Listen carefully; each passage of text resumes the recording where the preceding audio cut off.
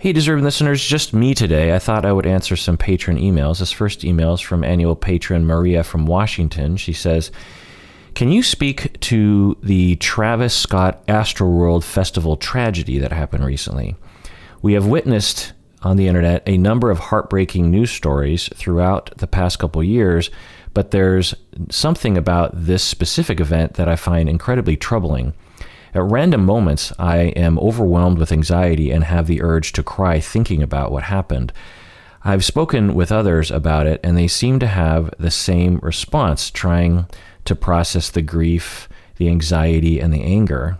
I'm not sure if it's the availability of the number of videos and photographs that have contributed to the anxiety, though, or the number of surrounding factors that really makes you question your faith in humanity that make it truly disheartening.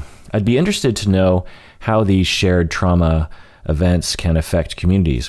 Do you think social media has increased the impact of these events? Also, I would be interested to hear your thoughts on the entire situation as a musician and a performer. End of email. Yeah, I've seen the videos and the news stories for the most part. I'm not an expert on it, but if you're not aware of it, in a nutshell, what happened was on November 5th, earlier this month, there was a music festival called Astroworld Festival in Houston. It was founded in 2018 by Travis Scott, who was a hip hop artist. Travis Scott runs the festival.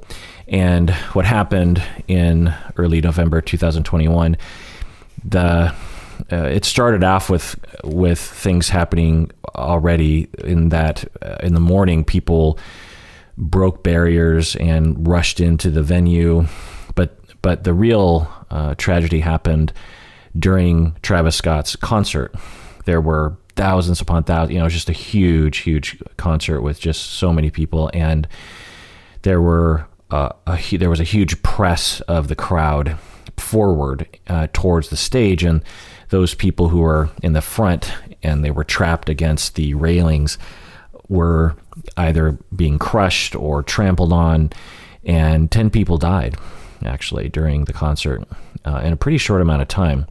25 people were hospitalized and more than 300 people were treated for injuries at that, by the festival staff. And even though, so this would be a tragedy in and of itself, but the real newsworthiness of it is that even though there were ambulances in the crowds and lots of very noticeable unconscious, possibly dead people, and there were chants from the crowd saying, stop the show, you got to stop the show, there's too many people that are being hurt. In spite of all this, Travis Scott continued to perform on stage. He seemed to be indifferent to what was happening. It's hard to know, and I'll get into that more later, but it seemed like he didn't really care. It also seemed like he might have even liked it or encouraged it or something. It's hard to know, and I'm sure lawsuits are in the works right now, but he has a pattern of getting the crowd riled up, getting the crowd to be aggressive. There are videos of him going into the crowd and saying, F that guy up, and trying to, basically inciting violence among his fans at these shows. And if you're not aware of Travis Scott or his vibe, his vibe and his fans remind me of hardcore metal fans in the 80s. I wasn't into hardcore metal, but occasionally I would find myself at a show.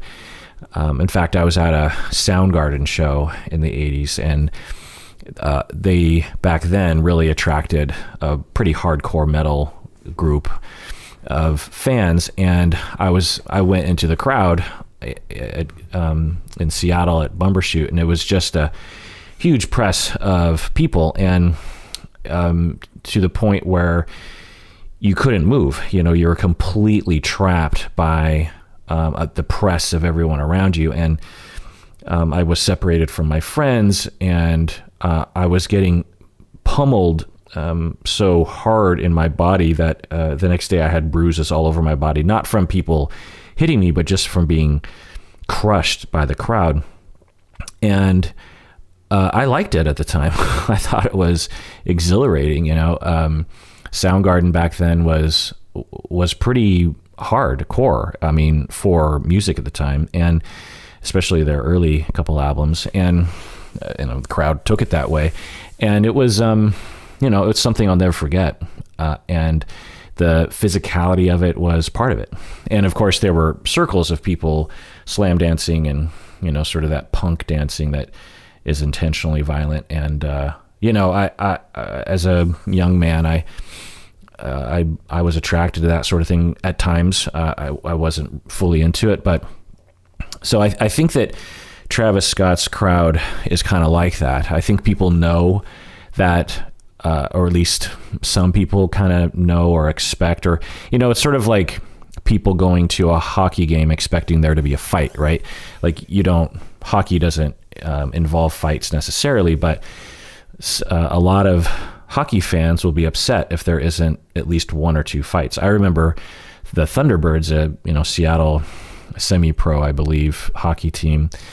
I would go occasionally, and if there weren't 3 fights that happened during the hockey match, it felt like we were being ripped off. And the players kind of knew that, I think, and so when something happened, they'd be like, "Oh, okay." It just seemed like it was expected of them, and they delivered, and the refs would actually let the fights occur. You would watch the refs, and sometimes they would step in, and other times they just sort of let the fight play itself out. And so I think that what happened at the festival was a sort of confluence of a lot of things. Travis Scott and his vibe, what the fans were kind of hoping for, what they were kind of expecting, and of course other things that I'll get into in a second. But so at the time, of course, everyone has their phone out because the crowd is mostly young people, and at least, I don't know, a third of the crowd is filming throughout the evening, and as people are being crushed, there are people filming people being crushed and dying, and there are people being crushed and filming themselves being crushed under piles of people. And because it wasn't just being crushed up against the railing, it was people piling up on top of each other and suffocating under, just bodies. And just imagine, and there are people screaming for help in these videos. It's really traumatic to watch. And as you mentioned, anonymous patron Maria, it's traumatic. It's very rough. And even though you weren't there, it's hard to process, and there's a lot of anxiety about this. And so it's fairly important that you don't watch videos, just because a video is posted, like, oh my God, you have to see this. That doesn't mean it's safe for you to watch. And I feel like, I feel like there's some awareness of that, like on Reddit, there will be a, not safe for work, or there's another label that they'll use. I can't remember what it is. Not safe for life is, not NSFL, not safe for life. That's a code word for, you're going to see something pretty gruesome here. So, and some people won't watch it, like me, if I see that label, unless I'm pretty sure that I'm okay to watch it, I just won't watch it. It's not worth it. You don't, just because it's a video on a small screen on a phone doesn't mean it can't traumatize you. And it seems to have, I don't know if you're going to suffer, Maria, from ongoing PTSD, but it wouldn't be unusual. It certainly happens to people. I mean, therapists can experience ongoing PTSD from just hearing about trauma. So watching it, of course, is very traumatic. So your brain doesn't know. Your brain just registers it as an extremely unsafe, dangerous thing that happened, and your brain doesn't know you weren't there. Your brain codes it like that could happen to me, and it very well could. But anyway, so there's all these videos that are being posted, and then there's this huge backlash against Travis Scott, because people were accusing him of not doing anything, because he just continued with the show as if nothing was happening, even though there were people dying and lots of people going to the hospital. And on Reddit anyway, the day after the show, there were all these videos being posted of other artists who would stop the show under much less circumstances basically saying, look, Travis Scott was dealing with a situation that he should have stopped the show. He should have done something to help those people. And look at all these other artists who, even artists that aren't beloved by, by people, were much more humane to the crowd. They just, oh my God, they'll look down and they'll see kind of a press. They'll be like, hey, no, let's stop the music. Everyone has to take 10 steps back. There are people being crushed in the front. Because it's really the only way to stop this from happening, because the people in the back, as they're pushing forward, they don't know people are dying in the front. They're just having a good time. They're just like, oh my God, this is awesome. They're totally riled up, and Travis Scott is getting them riled up. They came here to get riled up. They came here to have an energetic experience, and there's thousands upon thousands of people, and all the general admission area of the press of the bodies, and so 99% of people, they're just having a good time, and they're dancing and they're pressing up against other people, and they're trying to get closer. It's this thin line of people in the front usually who are being crushed and dying, and they're basically being crushed by thousands of people behind them, and every person behind them is putting a little bit of pressure towards the front, and these people are dying. And so anyway, at other concerts, people stop the show and they'd be like, everyone has to take 10 steps back and please stop pressing forward. You're not helping. I'm going to stop the show every time y'all are pushing forward. I'm going to stop the show because we can't have people dying in the front, But Travis Scott didn't seem to do that. And so there was a lot of hatred towards him. And then a lot of, questions about the humanity of Travis Scott and the humanity of even some of the people at the show. Like, how could you stand by and just watch this happen, kind of a thing? And then Travis Scott posted this weird apology video that I watched that, I don't know, hard to know what's going on in his head, but the apology video it came across as pretty odd to me. Then there were accusations that the staff in the venue were negligent and to blame, at least partially, for the deaths.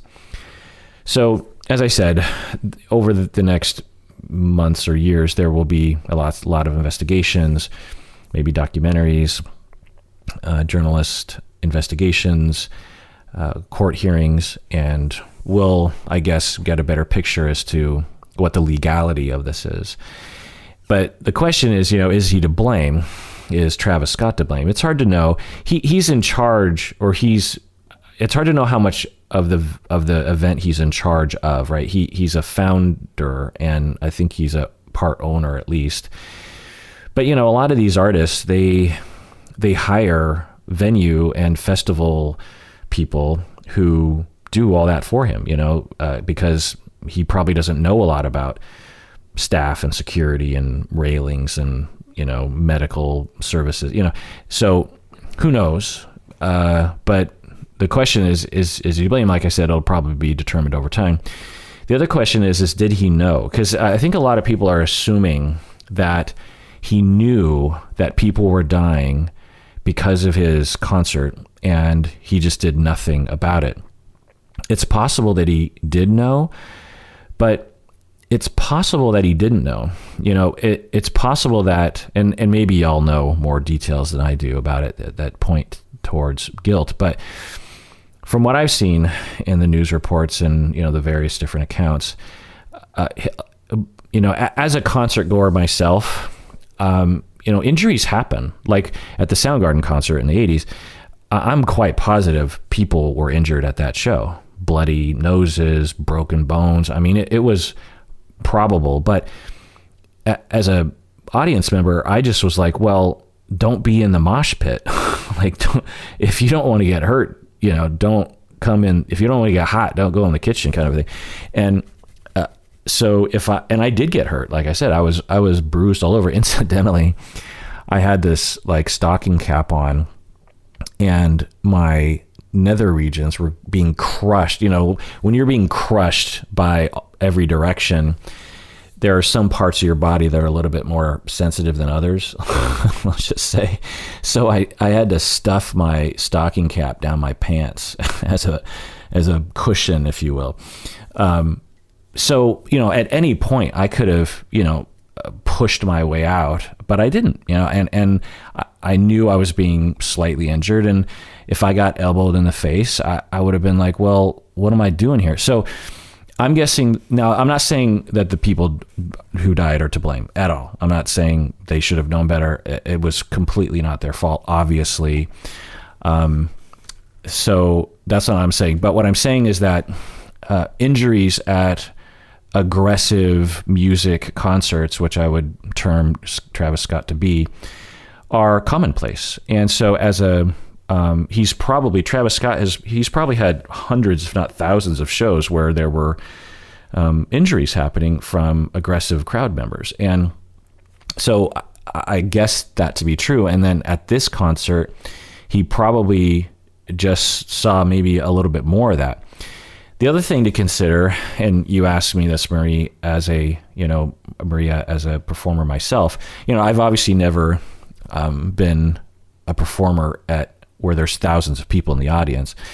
But I will say that when you're on stage and performing, there's so many things that you're focusing on and concentrating on that it's really hard to register anything outside of your performance.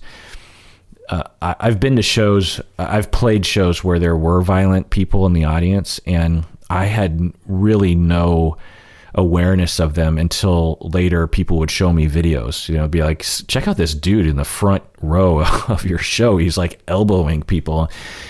And, the guy was right in front of me as I'm playing, but they're concentrating on so many other things, and the lights as well. It's just hard to register that. And of course, if you're in the audience, it's right there in front of you, you see it. But so I'm not saying Travis Scott is to blame. I'm just saying there's questions, and from the video, and especially if you've never been to a show like this, it just looks absurd, right? You're just like, how in the world do you not stop a show when there are people being hurt? And what I'd say is, if every show stopped when someone got hurt, no show would get past 10 minutes. Cause especially you go to a Duran Duran show, the people aren't being hurt. I think of Duran Duran cause Stacy and I went to see Duran Duran like 10 years ago, and it was all old people like us sitting in our seats and singing along to Rio.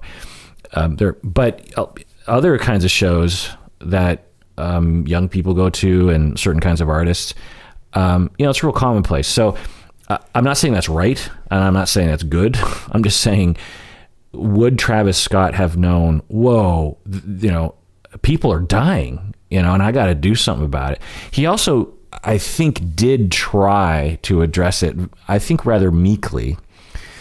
The other accusation I think that people would have is that Travis Scott might have even kind of liked it, because he has a dark tone to his artistry. And even if someone did die, I wouldn't be surprised if he was like, well, maybe I can use this somehow for my artistry and my notoriety, and it'll become part of my dark vibe. And again, this reminds me of hardcore metal in the 80s that I don't know of any specific instance, but I wouldn't be surprised if there were hardcore metal artists, of course not all of them, but some, minority, who would have slightly reveled in the fact that someone died at their concert. Not that they wanted people to die psychopathically, but that, if an accident occurs, it just sort of adds to their vibe that they like to get out there, right?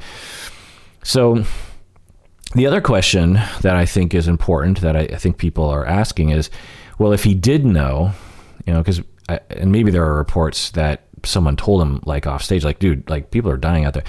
If he did know, did he care? Did he care that people died? Well, it's hard to say.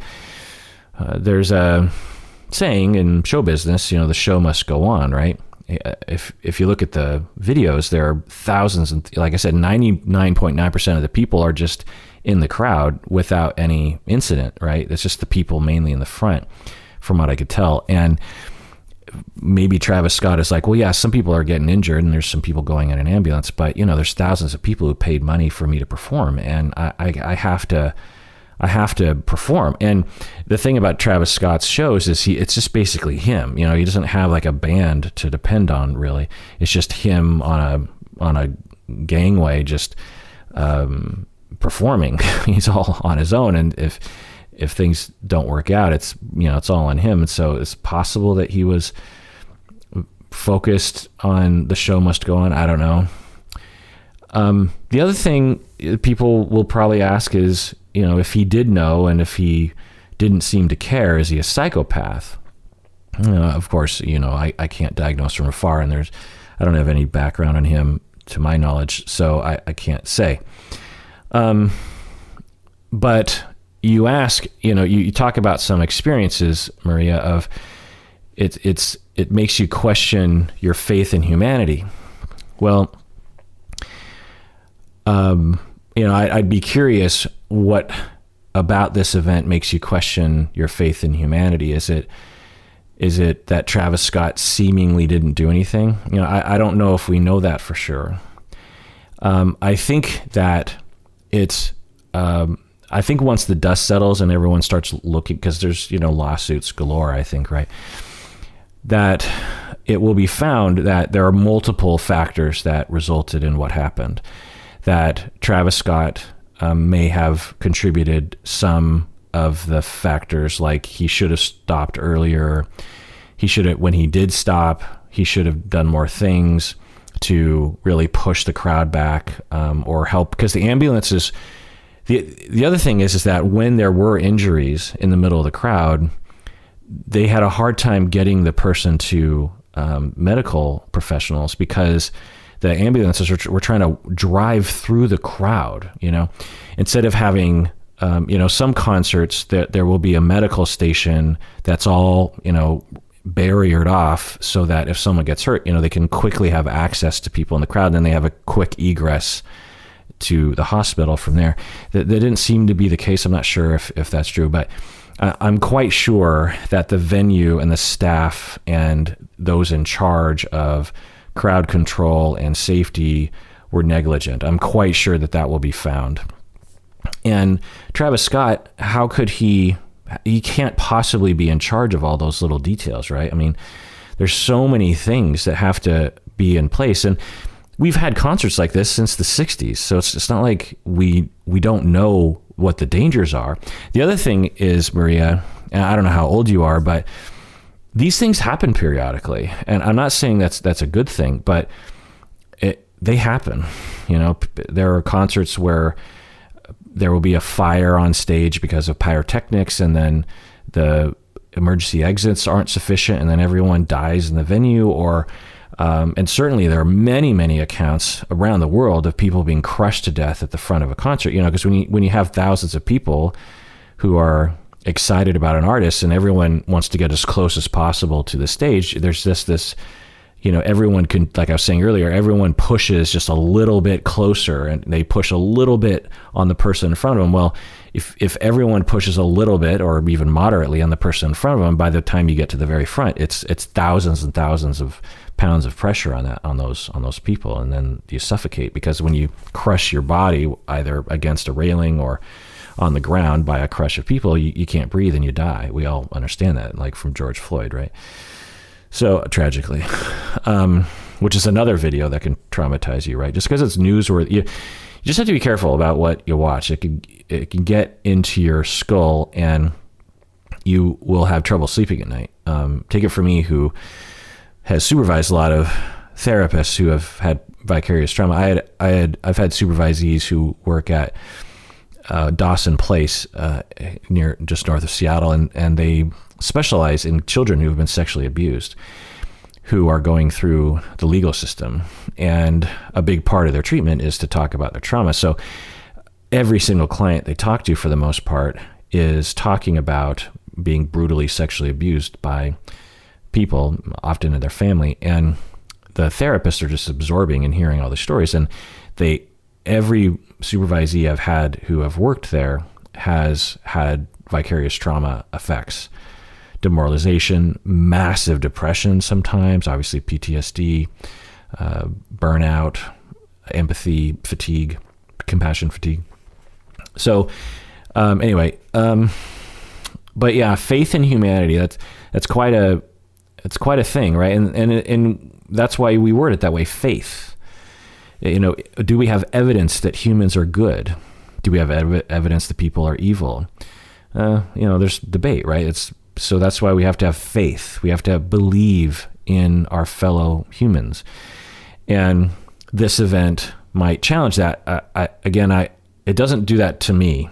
What I see is a terribly organized event that happens every day. I mean, just look at like the fire festival. We did a whole episode on that. Like, I don't think anyone died from that, but that was a terribly organized event.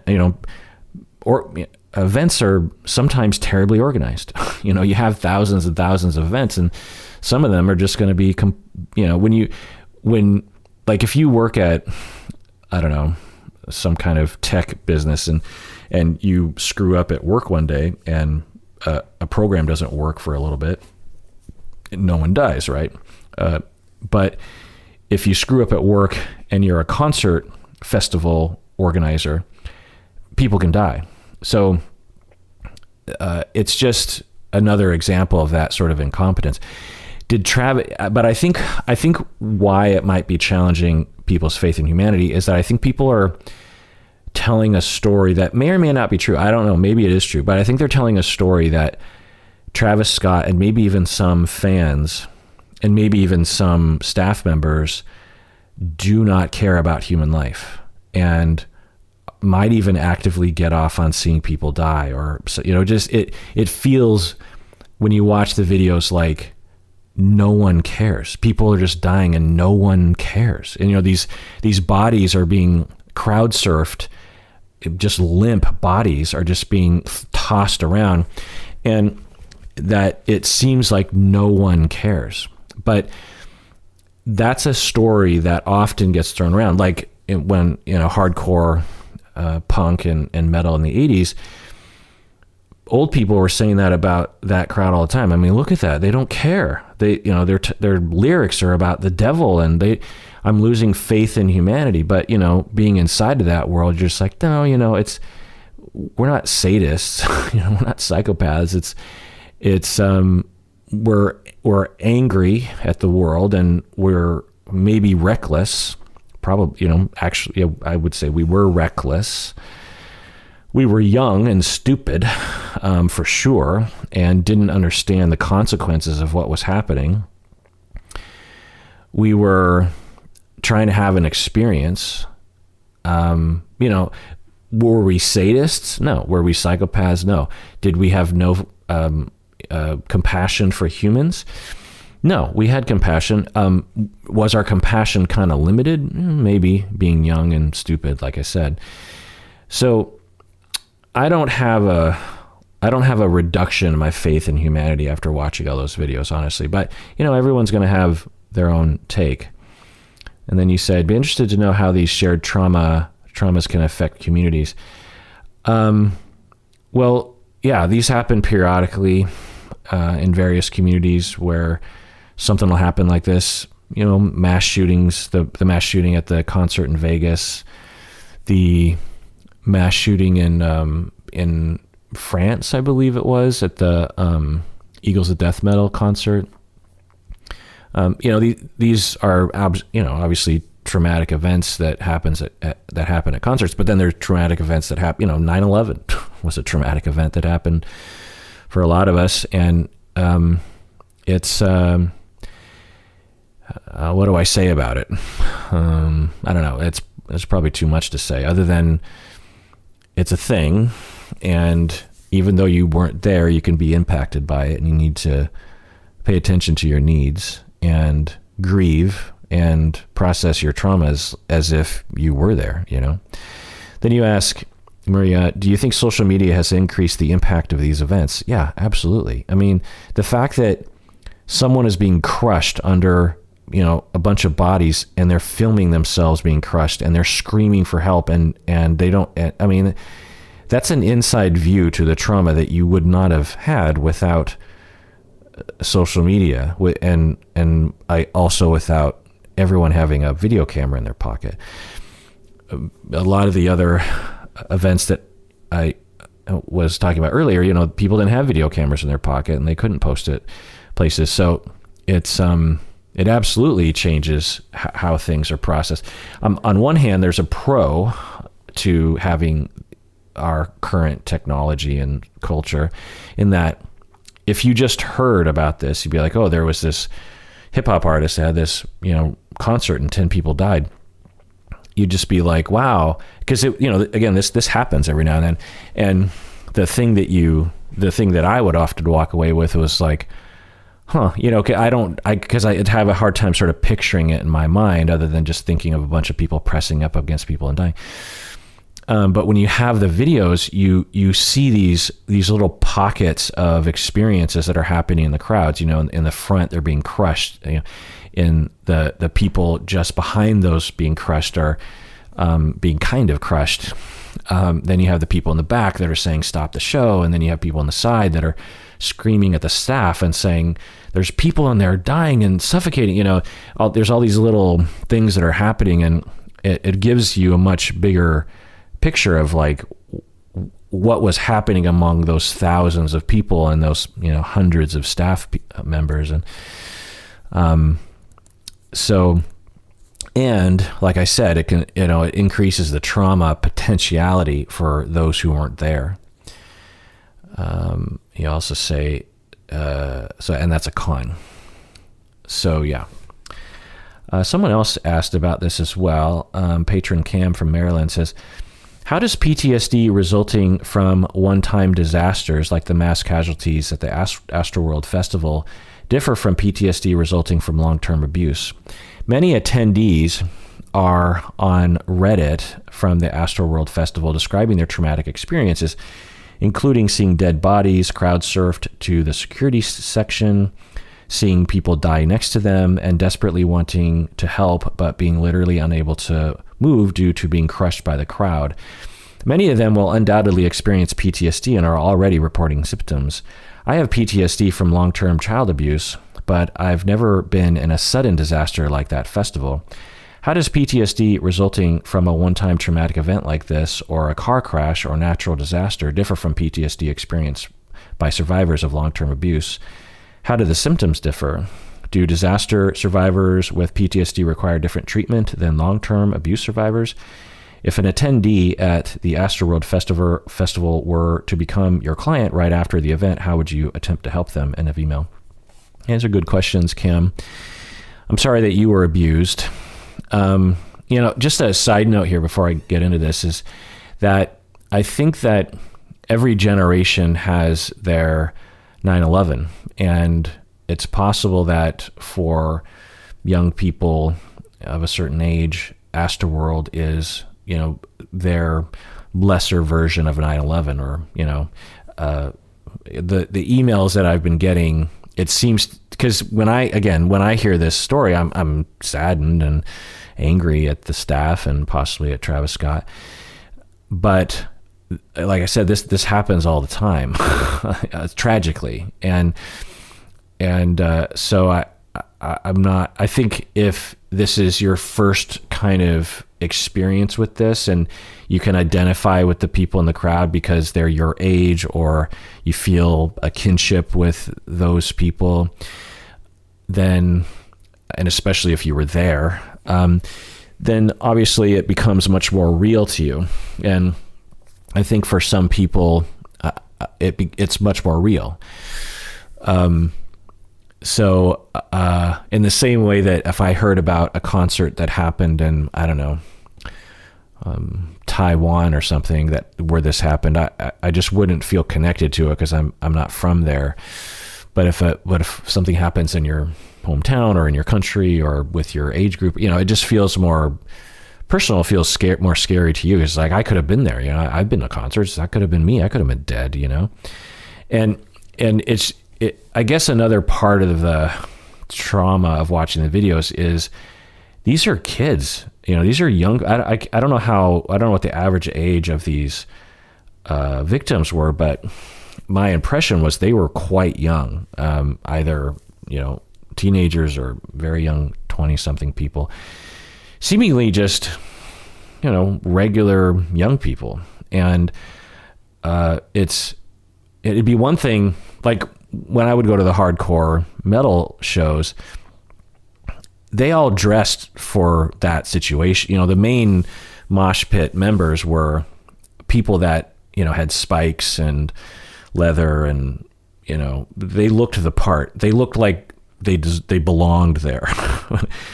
And if someone got hurt, you'd be like, well, obviously you dressed for the part. And the kids at the Astroworld Festival who died, they didn't look like I don't know, but they just look like they just got caught up in some fun and then died. I think it has that extra level of shock and tragedy to just see these ragdoll bodies of these young people just being tossed around. It's pretty bad. Anyway, so Cam, you say, what's the difference between a trauma of this sort and developing PTSD? Because not everyone will develop PTSD from this, of course, but for those who do, how does it differ from people who went through ongoing long-term child abuse? Well, we tend to use this spectrum between what we call simple trauma and complex trauma.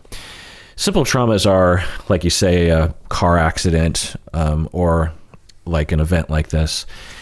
But there's some ambiguities there, but generally speaking, we'll call those simple traumas. And then a complex trauma involves a relationship often with someone, in that, a car accident, say it's just like there's ice on the road and you get in an accident and you're traumatized. And later on, every time you get in a car, you have a trigger, or every time you see ice, or every time you hear screeching metal or something, it'll trigger that trauma.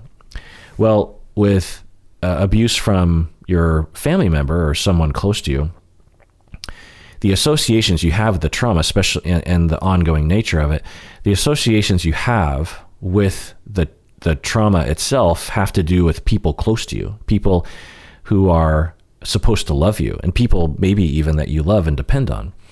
So what this does is it's one thing to be afraid of cars. It's another thing to be afraid of loved ones. It's another thing to be afraid of close relationships, right? So that's why it becomes complex, because it involves if you get in a car crash, you could, if you really put your mind to it, never get in another car again. You could take the bus, you could walk, you could take a bike. You cannot get away from your need for human beings. Typically, for most of us, we need other humans. We need to be close to them. We need to depend on them. And that's why it becomes very complicated. The ongoing nature of it, and the lessons that we learn. If you get in a car crash and it was just a tragedy, like there was black ice, you didn't see it, and you got in an accident, you might think, oh, I should have been more aware. But if it was just an accident, you just think, well, shit happens, and there wasn't anything I could do. Whereas when you're beat from the ages of 0 to 10, there's all these messages that you internalize, maybe even explicitly from the abuser, that this is all your fault, that you deserved it. And that obviously complicates the trauma, because it involves who you are, your worthlessness, your deserving of this. When you get in a car crash, if you were raised well enough and have, a positive working model of self and other, you don't generalize it to yourself. You're just like, that was an accident. Or even if you made a mistake, you're just like, oh, I shouldn't have been driving that night. But you don't generalize it to your entire personhood, right? But when you're abused from 0 to 10, you do. And they always do. It's like, it was because I'm a bad boy. It was because I was asking for it. It was because I'm not good enough. So that complicates the trauma. It causes, complex PTSD involves sometimes feelings of emptiness and wariness of people and deep isolation. Whereas simple traumas, not always, but simple traumas tend to involve the classic PTSD symptoms like hypervigilance and anxiety, and sometimes a dampening of your emotions because you're frequently overwhelmed with the stress. Triggers that spike massive distress in your body, a fight or flight reaction, lots of adrenaline being pumped into your veins when a trigger happens, avoidance of any triggers, all those classic things. But if you also feel emptiness and worthless, and that you deserved it and it's all your fault, and everything is your fault, obviously that's much more often more detrimental, and it complicates the treatment, because as a human being, me, they have to trust me. People have to trust me in order for me to help them. And if they have been harmed by people that they were supposed to trust, then it's going to be harder for them to trust me, and my relationship with them will trigger them, right? They will tend to distort or transfer onto me things that happened in the past and feel like I'm harming them when I'm not, in other kinds of complications. Whereas if it was just a car accident, they won't have that with me. And so you ask, Cam, what's the difference in the treatment? Well, with complex PTSD, there has to be a lot of attention and time spent on relationship safety. Whereas if someone came to me with trauma, having, for example, with the Astroworld, if someone, generally speaking, hadn't been traumatized or didn't have any PTSD until that event, and then after that event they had trauma, I wouldn't need them to have a strong relationship with me. I would need them to have a good enough relationship with me, because that's a huge part of the outcomes of therapy. And obviously things go better if a client believes that they're safe and that they can talk to me. But I've treated people with simple PTSD in 5 sessions. I can take them into my office, assess them, and they'll have full-blown PTSD, like moderate to severe symptoms. And within 5 sessions, and I've done this before, with exposure therapy, prolonged exposure, and other kinds of trauma therapy techniques that I use, within 5 sessions, they have no symptoms. And we check in months later and they continue to have no symptoms. Simple PTSD can, not always, be treated very quickly. Complex PTSD takes years. And one could argue, if you were abused from 0 to 10, you're never getting rid of the symptoms fully. You're only learning how to manage them better and lower them. So that's my answer to that question.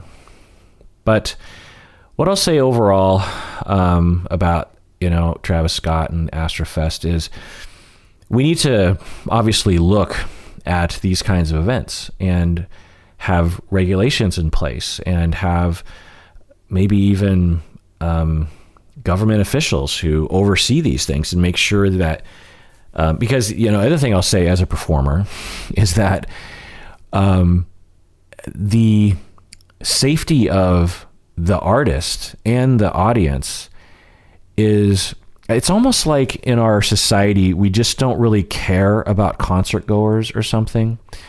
We're just like, well, they're all like crazy idiots anyway. This just feels like there's this lackadaisical attitude towards concerts, because including the artists, I've been on stage where I have been electrocuted by the venue's microphone system, and there's a ton of electricity on a stage. You've got so much electricity, and there's a lot of potential for a short or some kind of crossed wire or something. And it happens, people die on stage sometimes because the venue didn't know how to wire a system. There's a whole way of making sure that everything is grounded well, and there's no, or there's limited pot. The other thing I'll say is that, let me tell you, as a performer, especially when I was performing all the time, I learned that I needed to bring my own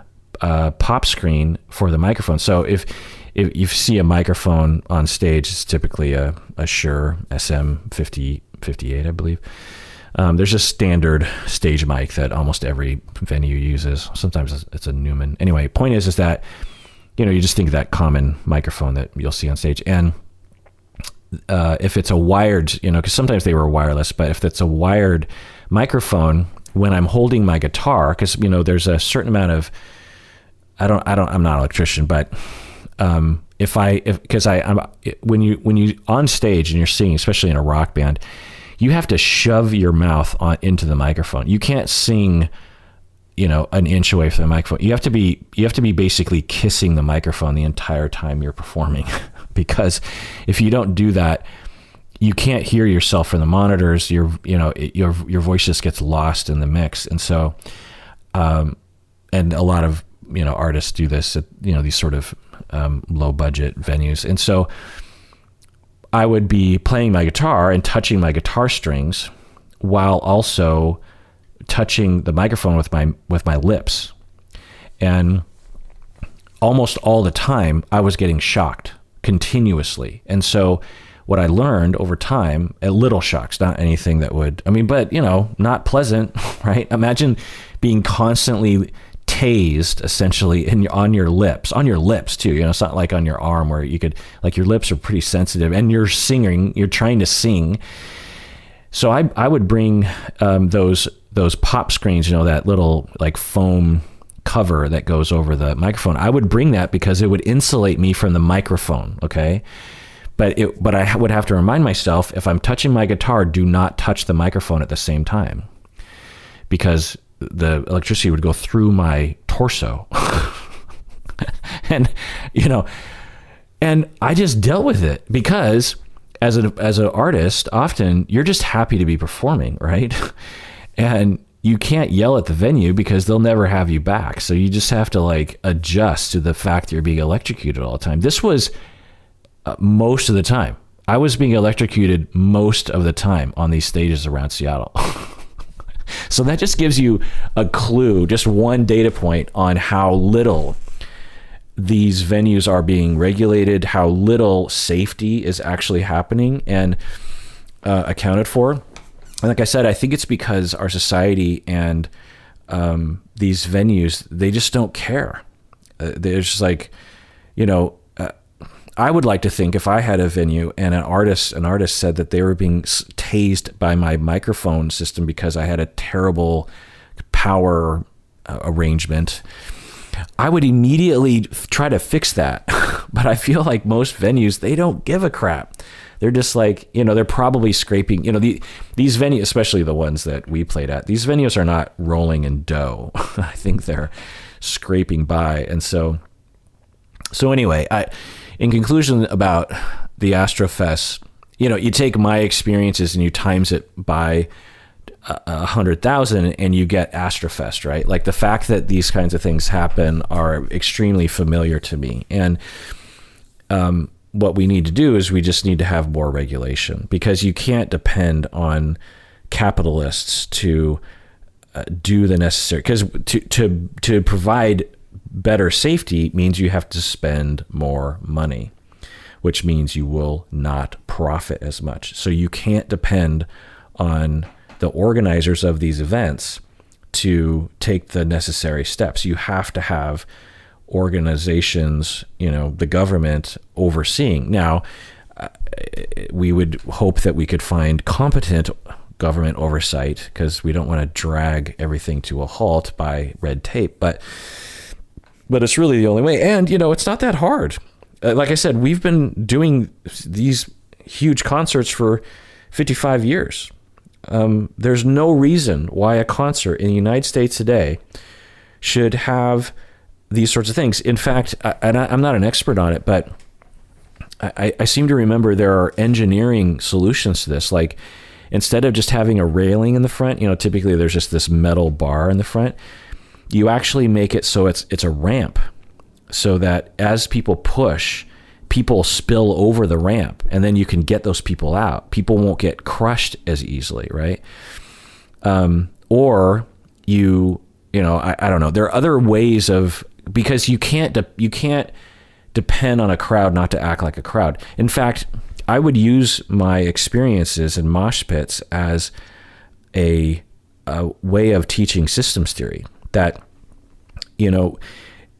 we tend to think of ourselves as these individuals, right? That our lives and our motivations and our behavior are dictated by our motivation, our individual choices.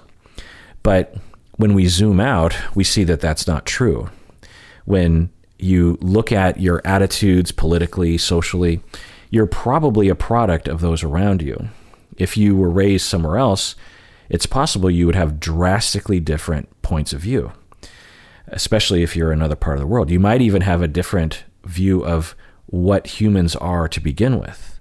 Obviously, religion and politics and all that kind of stuff would vary. And so is it us that make the choice about who we are and what we believe, or is it a product of our society? Obviously, it's a combination of both. But the point is that when there are social forces, humans have no control over their behavior. You look at certain things that are happening in the world, you're just like, what's happening? Flat earthers, this kind of thing. These are effects of the system. People don't wake up in the morning and say, like, I'm going to be a flat earther. They don't just invent that. It emerges. It's an emerging property of a system. And as a demonstration of that, visualization of that, I would tell I don't use this analogy anymore, but back in the day I would, is that in the mosh pit, I sometimes I would get out of it and I would watch it. And we didn't call it mosh pit back then, by the way. We just called it like slam dancing or, packed crowds. The word mosh pit didn't really catch on until the early 90s, I believe. But anyway, I would watch it and I could see waves occurring through the crowds. And what I would see is that, like, the guitarist would go to stage right and, sort of loom over the crowd, and then people would kind of want to press in because they want to get closer to the guitarist.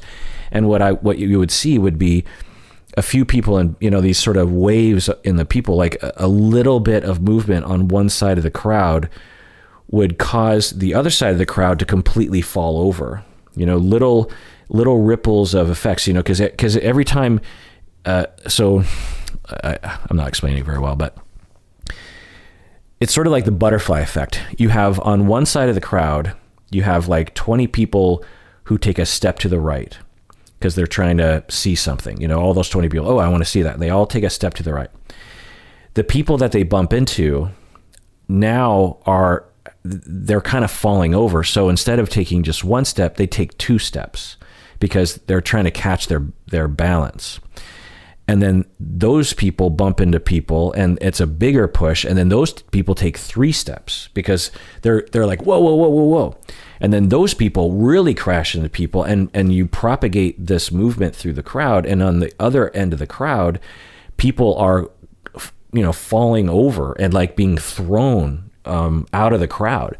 So that I would use that to demonstrate how, if you're in the middle of that crowd, you only are reacting to little things that are happening to you. Someone bumps into you with 2 steps and then you take 3 steps. But the end result of all those little steps results in people being crushed on one end of the crowd or falling over on one end of the crowd, being injured. And is it your fault? Who's to blame for those people being injured? Well, no one is, but everyone is. It's the system. It's how the system is operating at that time. And until you change the system fundamentally, like telling everyone to go home, then the system is going to do its thing. And when we look at these kinds of events, we have to take that into account. We can't just say, well, we'll tell everyone to be nice. That doesn't work. I mean, if everyone could still be trying to be nice and these things could still happen. So you have to address it on a systemic level. If you're going to have thousands of people, in a frenzy, half cocked on various drugs, and they're excited, they've been waiting for months to see this certain artist, and it's, their first big concert they've ever been to, and they all have an invincibility problem because they're young and their prefrontal cortex isn't fully online yet, then you have to have a ton of systems in place that prevent or, heavily mitigate the possibilities of these kinds of injuries happening. And I suspect that those measures were not taken because of profit concerns, because of lack of oversight. All right, let's take a break and we get back. More emails. Hey, deserving listeners, as you all know, I am constantly recommending that people go to therapy. We all need therapy from time to time. Well, one of the options available that is definitely worth checking out is BetterHelp. If you're looking for a therapist, I would give it a try by going to betterhelp.com/Kirk. Make sure you use the promo code Kirk because you get 10% off your first month. and it really helps us out. As you watch these videos, I know many of you have been motivated to find your own therapist, which is great because you deserve it. And I know also that it can be hard to find a good fit, find the right one for you. Well, one of the options available in terms of your shopping is to go to betterhelp.com/Kirk. I've been told you can start communicating with your therapist in under 24 hours. You can message your counselor at any time. Plus, you can schedule weekly video or phone sessions. I've also been told that it's often less expensive than in-person therapy, and you should know that this service is available to clients worldwide. So go to betterhelp.com/Kirk to get 10% off your first month today.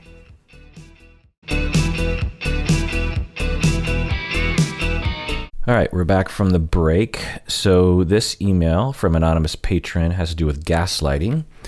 And they wrote in and said, a few years back, I was in a relationship that felt like gaslighting, but listening to your episodes on gaslighting, I'm not sure if it was gaslighting. This person would repeatedly accuse me of being angry with them when I was not. This occurred very often, not just in the context of arguments, but also seemingly out of nowhere. If I indicated otherwise, they would accuse me of gaslighting them. This was someone who frequently was angry with themselves. This was someone who was frequently angry themselves in a way that others would pick up on as extreme to the situation. Additionally, I often observed them misperceiving others as being angry. If I told them that I was overwhelmed, scared, or suffering because of their treatment of me, they would tell me that they thought I was exaggerating, being melodramatic, making excuses, or punishing them, and that I needed to put more focus on controlling my own anger and meeting their needs. I did not perceive them as doing it for the purpose of messing with me, though. I think they might have actually perceived things the way they described. Years later, I've only recently started recovering my ability to trust my own internal sense of my emotional state with the help of my therapist and other supportive relationships. Is this gaslighting? End of email. Well, first of all, I'm really sorry you went through this. It was a massive abusive relationship that you went through, and it has ongoing negative effects as a result. And I'm also glad that you're in therapy and you have supportive people around you and you are recovering from that abusive relationship. It can take years to recover from such a thing, and I'm glad that you're doing that. And so good for you. The other thing I'll say is that whenever I hear people accusing each other of gaslighting, I find that I've never heard someone use gaslighting in a constructive sense. I've never heard someone say, "You're gaslighting me," and have the other person say, "Oh, really? Oh, I'm sorry." Like, I've never heard that. The other thing I'll say is I never heard anyone accuse anyone of gaslighting until 2 years ago-ish, maybe 3 or 4 years ago. Before that, I only heard the term gaslighting in the domestic violence, intimate partner violence literature and treatment facilities and professionals. You know, it was one of the effects or one of the tactics of, and one of the effects of abusive relationships. And to hear lay people using the term in a really flippant way, I found it's just distasteful to me because it discounts people that have actually been through it. But anonymous patron, I would say, and I'll get into it, you were gaslit. But I need to, so I've been on quite a journey with the word gaslighting. Let me summarize.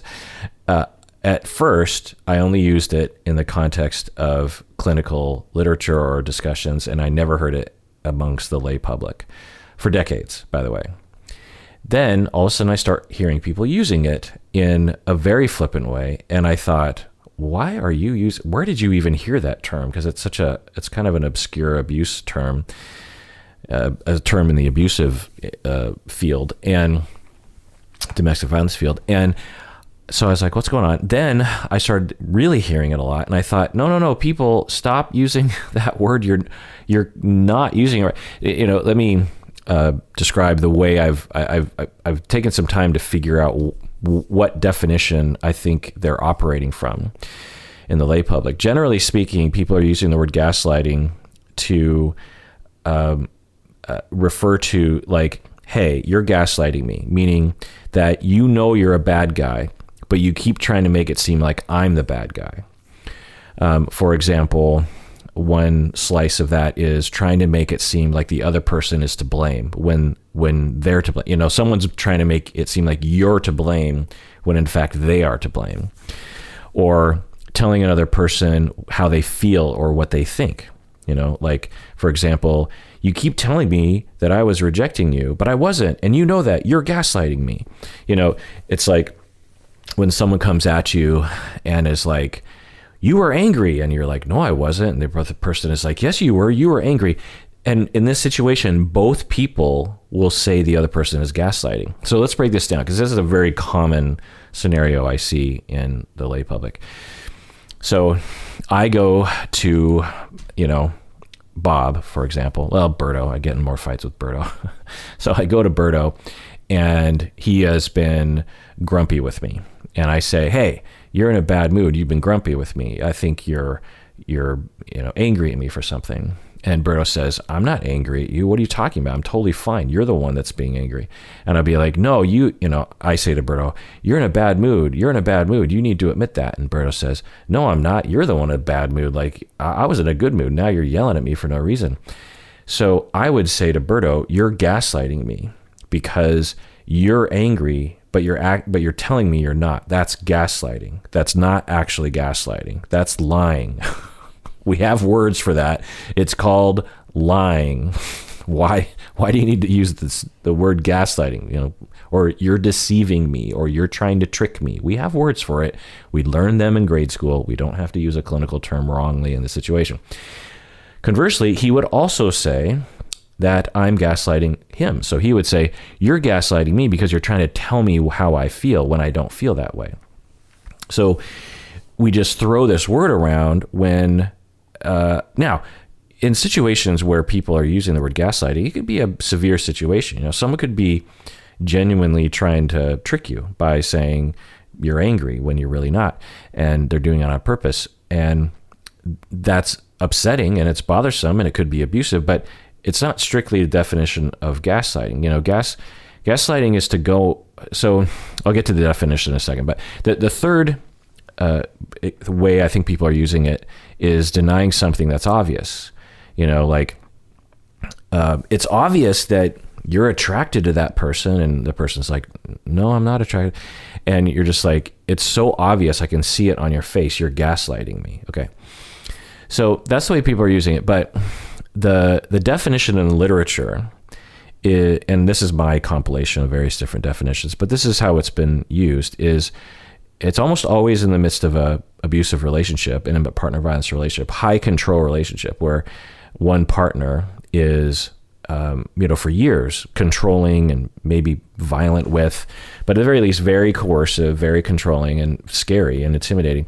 And a part of that campaign of control and intimidation is to go on a campaign to purposely manipulate the victim by psychological means to get them to lack confidence in their own memory, perception, judgment, or sanity in general. Meaning that the perpetrator goes on a campaign to get the victim to question their judgment, not only in specific instances, but in general. Because if you can get the victim to question their judgment, then you have greater control, because you can define the landscape. You control the narrative as the abuser. If the victim doesn't believe they can determine reality, then the perpetrator can define reality for the victim and thus have even more control over the victim.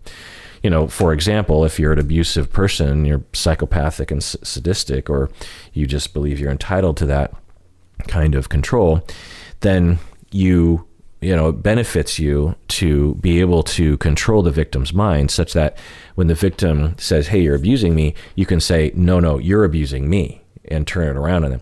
Okay, so that's the strict definition. But over time, I have expanded this definition to two other situations that I feel are worth it. One is what you're talking about, which I've actually just now, as I was preparing for this response, I typed out a new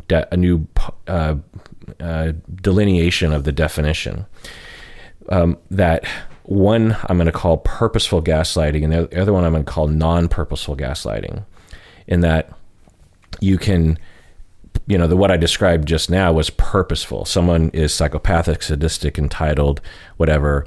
They purposely go on a campaign to get you to question your reality by, messing with your head, essentially, and controlling you, and maybe even beating you if you disagree with them. But I think most situations, though, there's a non-purposeful. It's similar with love bombing. Love bombing, and you've heard me do deep dives on that, is often described as purposeful, and it certainly can be, but in my experience, anecdotally, most love bombing is done non-purposefully. It's happening, but the perpetrator is not consciously going on a campaign to manipulate someone through admiration. And gaslighting, in my experience, a good portion, I don't know anecdotally the proportion of it, but I would say a good portion is non-purposeful. And anonymous, your point, you guessed this is what was happening. Because one, you don't have time to describe to me all the little instances, but we do have an outcome that's clearly a sign of something that happened that was an ongoing effect, ongoing experience of being gaslit, in that it's taken years through therapy and corrective experiences with other relationships to recover your ability to, as you say, trust your own internal sense of your own emotional state. Because for years in this abusive relationship, you were broken down. It's one thing to be told something, right? And this is why I don't like it when people use gaslighting in that flippant way, because if you know you're being gaslit, you're not actually being gaslit in all likelihood, because gaslighting, in the way that we use it clinically, it's done so effectively in the midst of an overall abusive relationship that the victim doesn't even know it's happening. And that's the insidious nature of these kinds of gaslighting experiences, is that the victim literally believes that there's something wrong with their brain when there isn't anything wrong with their brain. And they might have glimpses of like, well, wait a second, but it's very quickly followed up by or enveloped. The victim is very quickly enveloped by the control and the intimidation and the fear. And so it has that effect. So I'm adding purpose. So there's purposeful gaslighting, which is psychopathic, sadistic, or something. It's very, very purposeful. That if you asked the perpetrator and they were being honest, they would say, "Yeah, I'm gaslighting that my partner." Then there's non-purposeful, and the cause of non-purposeful is a distortion in the perpetrator. So the perpetrator doesn't know they're gaslighting. They don't even know that they're distorted. And this is maybe what you're describing, because as an honest patron, you're saying, I didn't think that my partner meant to gaslight me, but it had that effect. They seemed completely convinced that I was angry all the time and that other people were angry all the time. And I think they actually believed that everyone was angry when people weren't angry. So that's not purposeful, right? That's a distortion. The person has a distorted perception of other people's emotions, often erring on the side of anger from other people when they weren't actually feeling angry. We could absolutely imagine why someone would develop such a distortion, right? Relational traumas growing up where there was hidden anger or threats of anger around every corner, and or other kinds of nefarious emotions to them as they're growing up.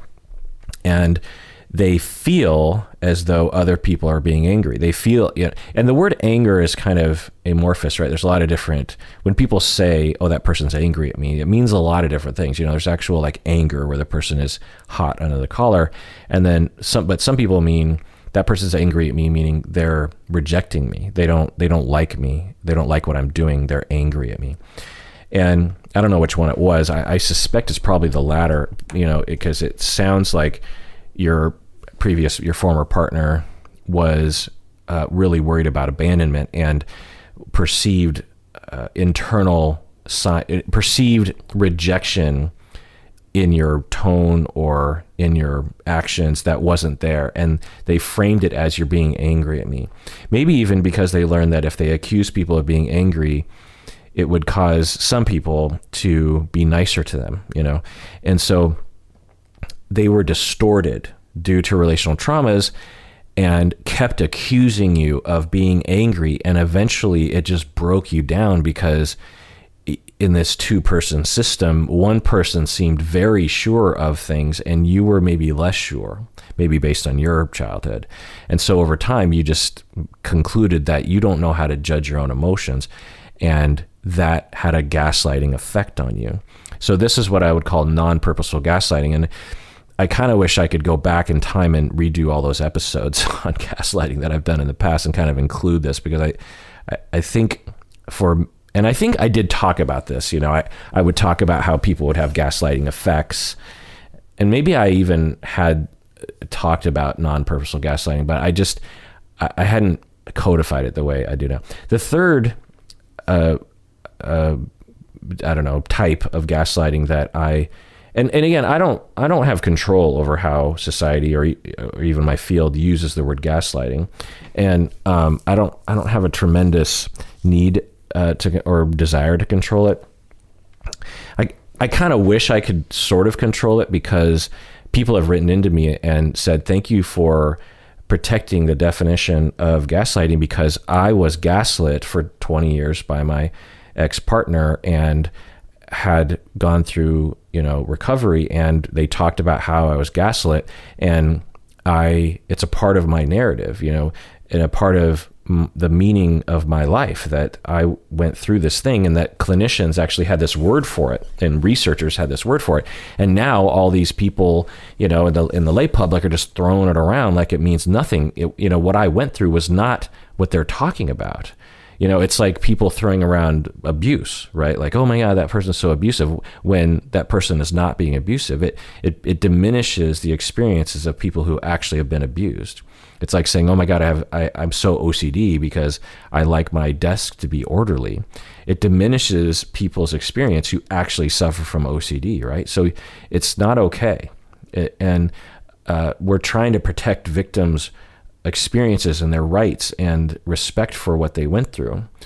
We can't just act, it's like saying, it's like when you'll see people compare themselves to the Holocaust, anti-vaxxers right now. It's just like, oh my God, we're, not all of them, but, some of them are comparing them to Jews in Germany and Poland in World War II.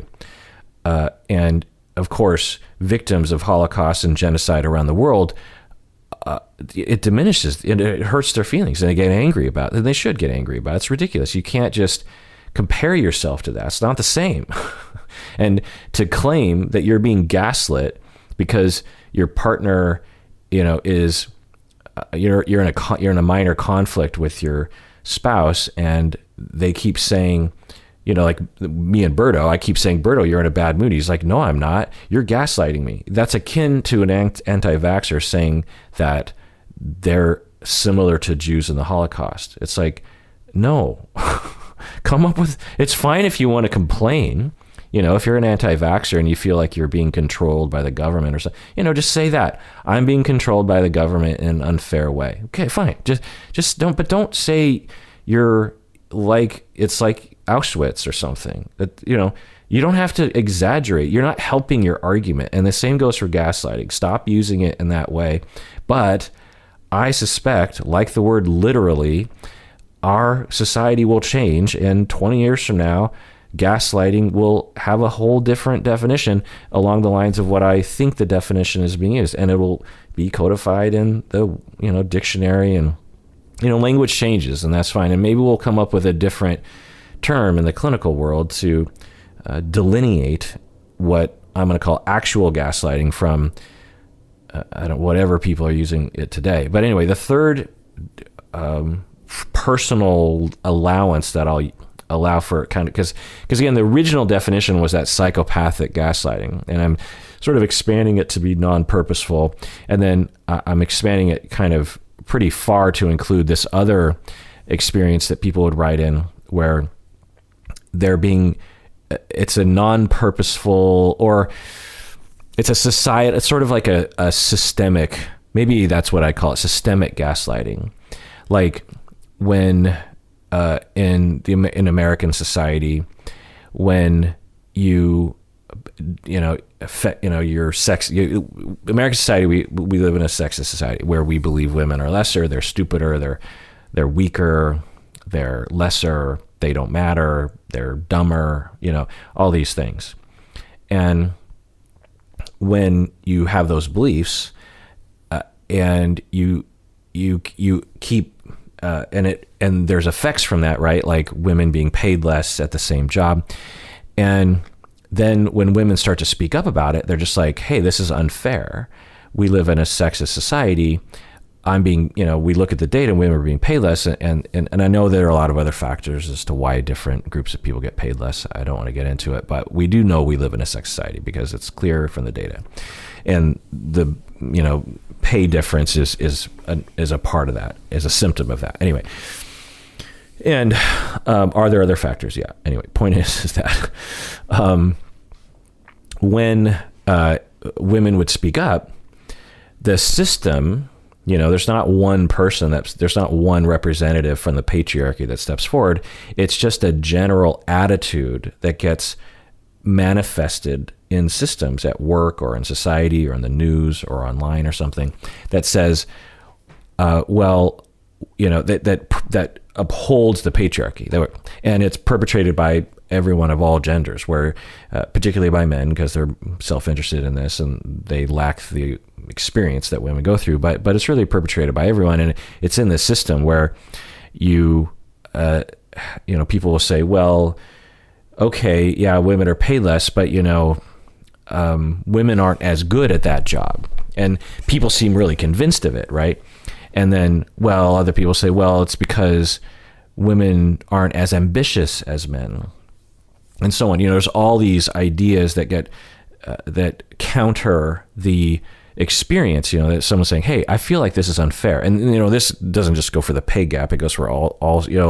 Like another example, you're in the boardroom, and as a woman, you raise your hand to say something, and no one calls on you, or when you talk, no one really listens, or they interrupt you or something. And when you speak up about that, people say like, well, you're not assertive enough. Or, well, you don't have as much experience as Larry, because, Larry's been here a long time. So when he talks, people listen to him. And you start to think to yourself, I must be crazy because I feel like I'm being treated unfairly based on my gender, but no one agrees with me. And there's no recourse. There's no system in place for me to actually get justice here. Maybe it's me. Maybe I'm the problem. And of course, it can become, even more pronounced than this. Like an example that someone emailed in for one of the episodes on gaslighting was in the military, that women were treated poorly and abused sexually and all sorts of other ways. And were, when they complained, the system gaslit them. It wasn't one person that stepped forward and said, ha ha ha, I'm going to gaslight these 7 women who came forward. But it's a system, it's a culture, it's little ideas and fears that the system has, the group has, that produces the effect of gaslighting victims to the point where they start to question their grasp on reality, because they keep bumping up against this amorphous system that seems so sure of itself. And so it must be, the system seems so sure of itself, and it's been this way for so long. Maybe it's me. Maybe there's something wrong with me. Maybe I am making all this up. Maybe I don't even know how to judge fairness anymore. And so I guess I'll type this out as I'm going. I'll call this, what did I call it? Systemic, because we all understand systemic racism, and I think this is a similar paradigm. So systemic gaslighting, I'll call it. I'll do my little formatting deal here. How do I do this? Do you like me giving us play-by-play of the way I format my Word documents? So systemic gaslighting, I will. So purposeful gaslighting is, to go on a campaign to purposely manipulate someone through psychological means to make them lack confidence in their own sanity. Non-purposeful, I'm defining as an effect from an abusive relationship that results in questioning one's ability to judge your memory, perception, judgment, or sanity in general, usually caused by the perpetrator's distorted perceptions, due to their own relational traumas. Systemic gaslighting, I will define as an effect from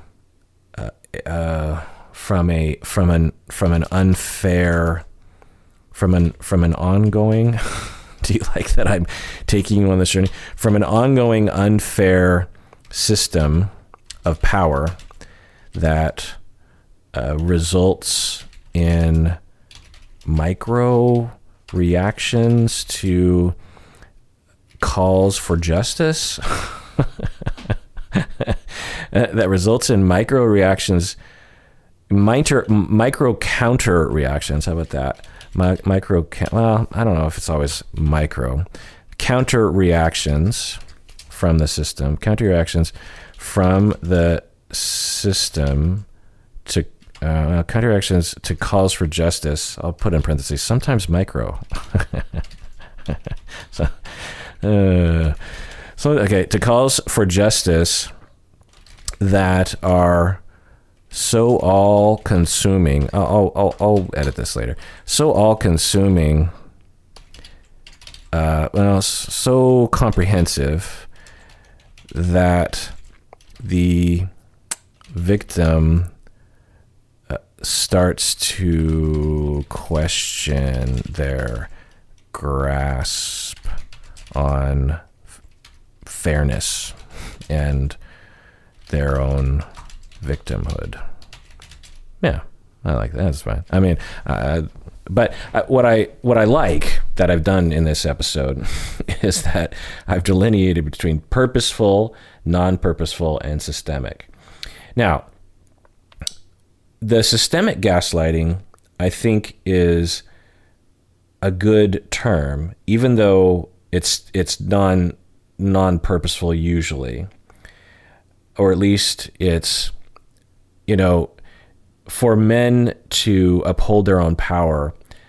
I'm guessing that they're only slightly aware of the fact that they're perpetrating it. And the other thing is the responsibility is spread out over society, right? And so every male that upholds the patriarchy can say like, well, I'm just going along with the system here. It's not my fault. But of course, every little, like I was talking about how the crowds, if no one's to blame and everyone's to blame, kind of a thing, right?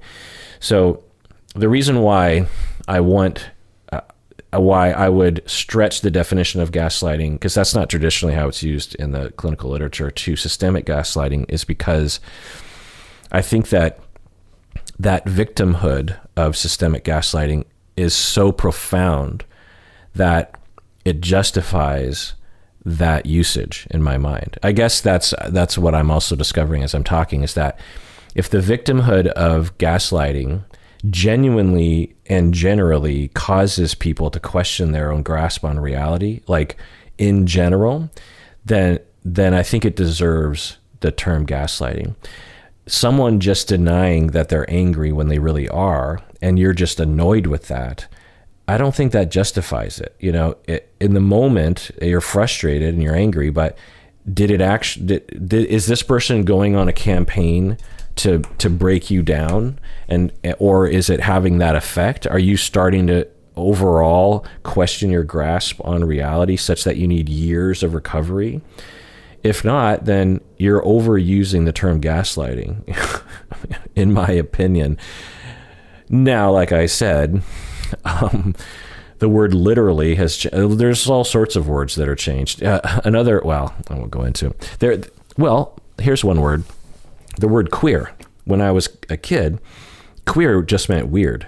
It didn't mean being gay. It didn't mean being, LGBTQIA. It just meant strange. Like, look at that queer car. Look at that queer tree.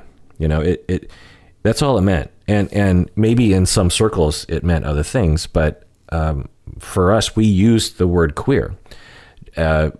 We even used the word gay, actually, to mean happy. Gay, like in the 70s, it was changing, of course, in certain pockets, but we sang songs. There are Christmas songs. I can't remember which one, but there are Christmas songs that we would sing in school in concerts that use the word gay as a word for being happy, because that's what it used to mean, And over time, then when maybe in the 80s, I started hearing the word queer being used as a word for being gay. And it didn't mean being gender queer. It just meant gay. That's all it meant. Queer meant you're gay. And it meant it as an insult. Queer was very, very insulting. It was, like the N-word or something. And being gay, to say someone was gay was extremely insulting. And you were not supposed to use that word. You're supposed to use the word homosexual. Then it was co-opted, the word gay, and then eventually queer.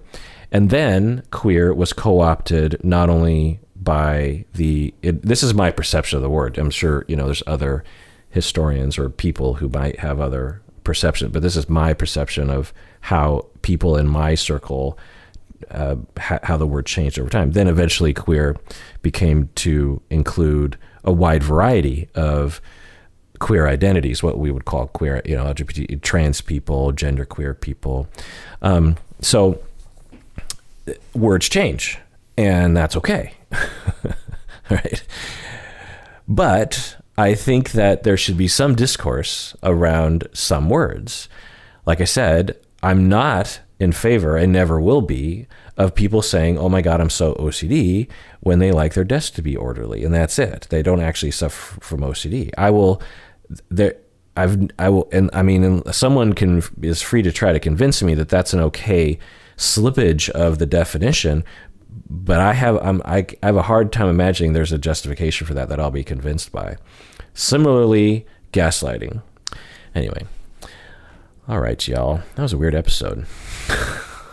I thought I was going to answer way more emails, but I basically just talked about Astrofest, the tragedy. So just getting back to the Astrofest thing, I don't think I really got into it, and you might want to not listen if this is going to traumatize you, but, well, I don't know if I want to get into it specifically, but I'll say that I have a mild dose of claustrophobia, and what happened there, and I've heard about it happening in other concerts, it's utterly terrifying to think about just being crushed and just squished into this ball, and piled on, and you're screaming, and you can't. It's a similar thing. I've experienced this kind of, obviously not like that, but I have a glimpse of that when people, we grew up in a time when there's a lot of dogpiling, is what we called it, dogpile, and people would just jump on top, and there'd be this huge pile of people, and people just kept jumping on. And if you're on the bottom of that thing, like, you start to black out from lack of oxygen because your body is being crushed. And we would do this in football and sports and just horsing around. And I remember learning the hard way that it's not a fun thing. It looks fun from the outside. It's like, oh my God, look at all those guys piling on. But at the core of that pile is someone that is very much suffering, to the point where I learned this technique on how to deal with dogpiling, which was never lay down. So I would always stay on all fours. If I was on the bottom and people were piling on, I always made sure that I stayed on all fours, like I was like a dog, like I'm on my knees and my hands. Because if I could manage that, I could continue to breathe. So that tells you how often these kinds of things happened with, I guess, me and my friends growing up, that I learned a technique to stay alive as I was being crushed by bodies above me. The other thing was, if I saw a dog pile forming, I quickly got out of there. You know what I mean? Like, it was like, get out. And the other thing I started doing was telling people not to do it. Do it for 5 seconds, but don't continue to pile on and lay, because it's fine to kind of crush someone for 10 seconds, but then you gotta let them breathe. Anyway, so just imagine what that was like for those people, that so many people died, because of the people that were being crushed, only a minority died, right? There were so many other people just going through traumas and horrific experiences. And I didn't even talk about there's a a pretty clear video earlier I talked about how there was a press of bodies on a barrier trying to get in at 10 in the morning.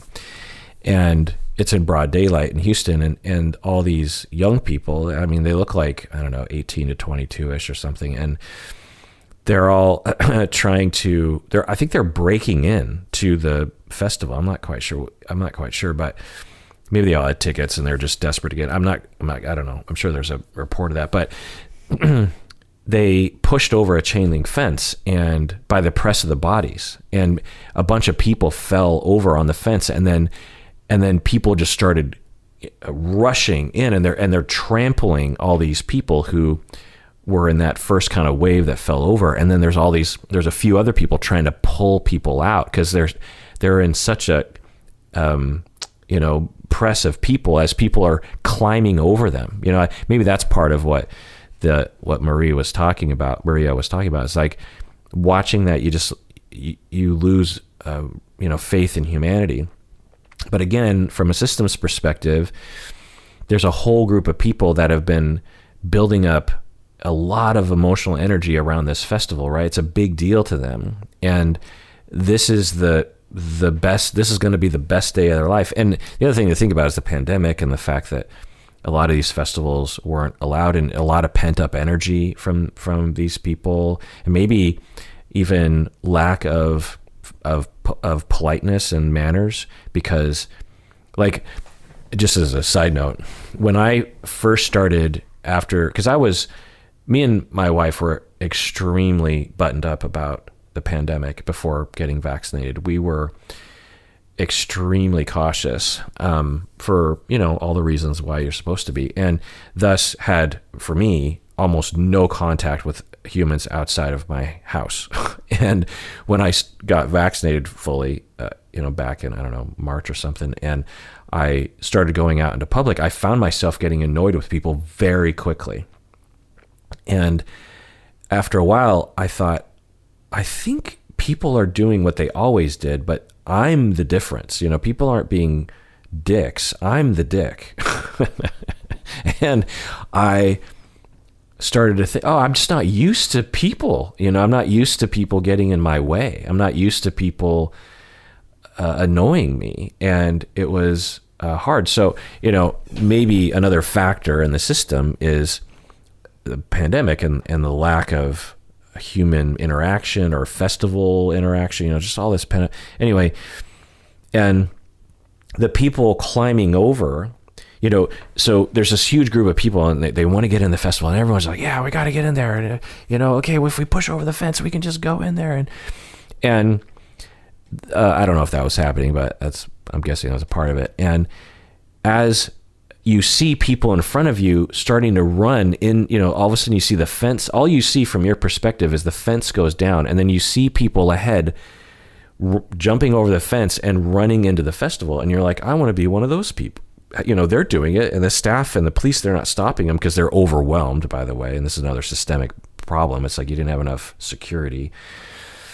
And why did you think a tiny little chain link fence was going to stop, this sort of crowd? But so all you see from your perspective is the fence goes down. You see all these people running. You don't see the people on the ground, really, or if you do, you're like, well, they'll find, they'll get it. And you're just like, let's move. And you got people pushing behind you. So you're in this crowd of people. You're like, I want to get in there. I see other people getting in. There's people pushing me from behind. And so I'm just going to go with the traffic. I'm moving forward, and I want to go forward. Oh my God, there's people on the ground, but there's people pushing me from behind. So if I want to fall down with them, then I'll stop. But if I stop, I'm going to fall. So I've got to keep going. So I'm going to clamber over these people and run into the thing. Now you'd hope some of them would stop and turn around, but maybe they're just like, well, they'll get up, people fall down, fine. They're the unlucky ones. They'll find a way.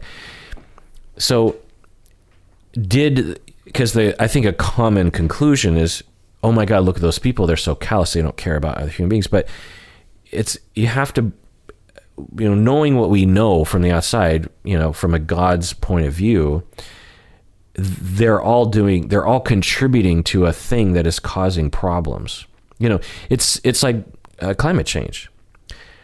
Most of us are contributing to the downfall of our planet. Even if you're doing a lot to, just listening to this right now, you're using electricity, which is contributing to the pumpage of terrible chemicals into our atmosphere, including CO2, which is currently and already has killed many, many species on the planet and destroying ecosystems, and is writing our death certificate for the future.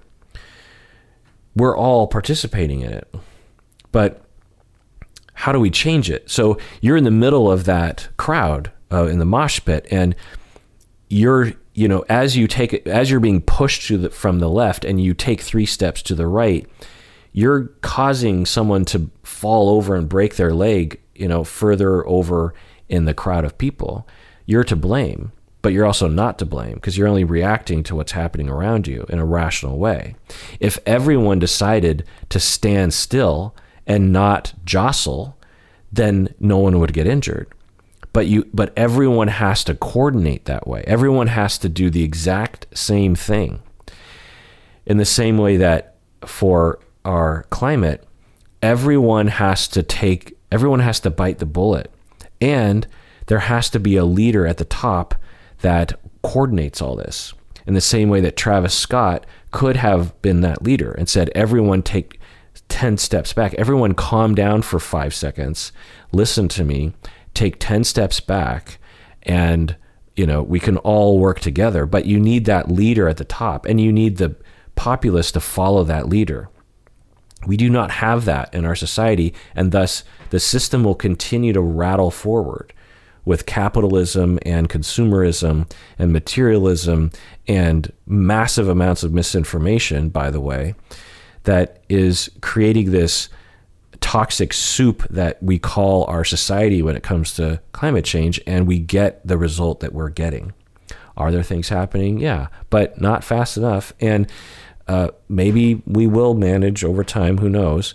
But the system has to change. For example, I'm not a scientist. I'm not a climate scientist. I don't know this stuff. But from what I understand, the way that this is going to work is with renewables, right? Well, I can't make my grid on renewables. I cannot, personally make, and neither can you, But if we work together and we have politicians that lead and do what the constituency wants, which is, not destroy the planet, then the system is now different. The system is operating on a different orientation. Right now, our system in the United States and a large part of the Western world is oriented towards money and economics. It's not oriented towards climate and sustainability.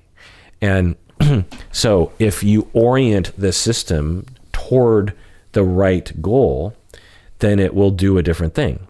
If you tell the crowd, everyone's calm down, stand still, stop pressing forward, take 10 steps back, the crowd, and you convince the crowd, look, people are hurt in the front and people care. People want to do the right thing. But when you don't provide that, people just operate from their little standpoint, their little world. And when you're in a crowd and you've been waiting, potentially 18 months to go to this festival, and you're all, jacked up on non-prescription Adderall, and you're trying to impress your friends, and you want to get as close as possible to the stage because you spent, $150 on a ticket that, and you worked hard at Pizza Hut to get that money, or you begged your parents sufficiently to give you the money, and I'm characterizing the crowd in a certain way. I don't know them, but and you're pushing forward, and people are pushing from behind. You're causing the death of 10 people up ahead of you, but you're not. You can't be responsible for that. But you're also, as a group, you are responsible for that, including the leader, Travis Scott. So anyway, I'm rambling. The point is that you can't yell at Travis Scott. You can, you will, and people are, But if you want to change this situation, just suing Travis Scott is not going to solve it. We have to change the system. Just yelling at one politician or Bezos, for example, is not going to change what's happening. You have to change the system. The system has to change, which means that from top to bottom, the entire thing has to be oriented in a different way. For example, like lobbying, for example, because the oil companies and natural gas and all that stuff, because they're already making so much money, and because we have a system that allows those, trillions of dollars to self-advocate by hiring lobbyists who, and it's sort of a complicated system of influence, but, money influences, and you can use money to influence. And so, campaign contributions, all that kind of stuff to politicians, and the politicians are the ones who make the decisions, then you get what you get, because the system allows for that to happen. The system should not allow that to happen.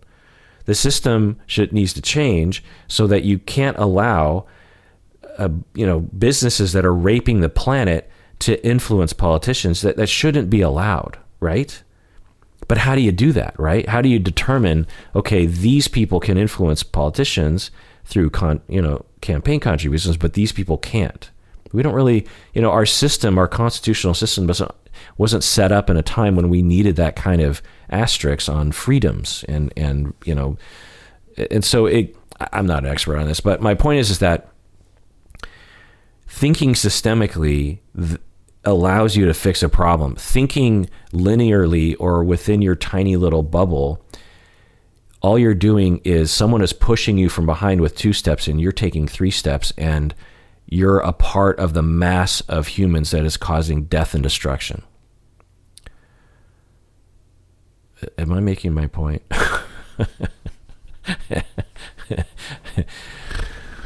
And, when you see it, it's like seeing the Matrix. You're just like, oh, this is how we're going off a cliff as a society. I get, and all of the shaming of a particular individual, or and the little things that we do, like, oh, I'm recycling, I'm saving the planet. It's like, no, you're not. You're contributing, kind of, maybe, and there's even studies that say some recycling is worse for the planet. What needs to happen is we need to stop making so much crap, But what are you supposed to do as an individual, right? You try to vote, but if the system is oriented towards economics and the money just keeps swirling around, then we're kind of doomed. But then, okay, we're trying to change the system by, like, what if we made sustainable energy resources economically more feasible than non-sustainable? How do we make wind cheaper than oil? Then we orient our materialism, consumerism, capitalism in a direction that actually saves the planet. There are things that are happening like that, but it's hard to do.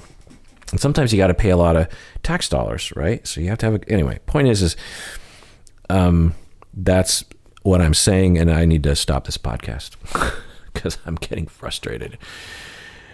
Because, as I say this, I'm like, it's never going to happen. I've been, yammering, and obviously people who actually are in power, a lot of them know this, and some people even try to change it. And I'm 50 years old, and it's just like, it's worse than ever. We're more materialistic now than, when I was a kid, I remember there was tons of talk about how materialistic our society was becoming. And compared to the 70s, the 70s compared to today, we were like Mennonites in the 70s. Like, the 70s level of materialism is nothing like it is today. It is insane, the amount of materialism and the ideas have infected in my own life. Just as an example, I have like 20 t-shirts. Why in the world do I need 20? Well, because, each t-shirt is a different color, has a different pattern, has a different, stupid little saying on the front or something. And, and by the way, I guess I'm contributing to the problem because, I have, this podcast has merch.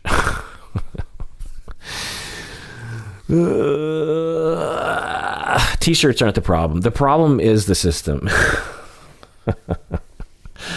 Can you tell it's late? It's like 11 o'clock. All right, people. Hopeful message at the end. Hopeful message. Well, so I believe people are good.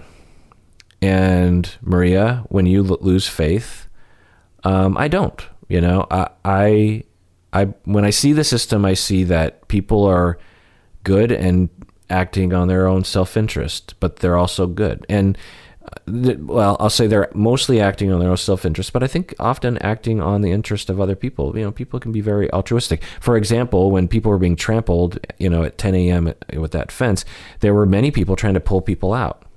Those people were just like everyone else. They desperately wanted to rush in and be the first in line at whatever, but they stopped. And are they? So I believe people are good.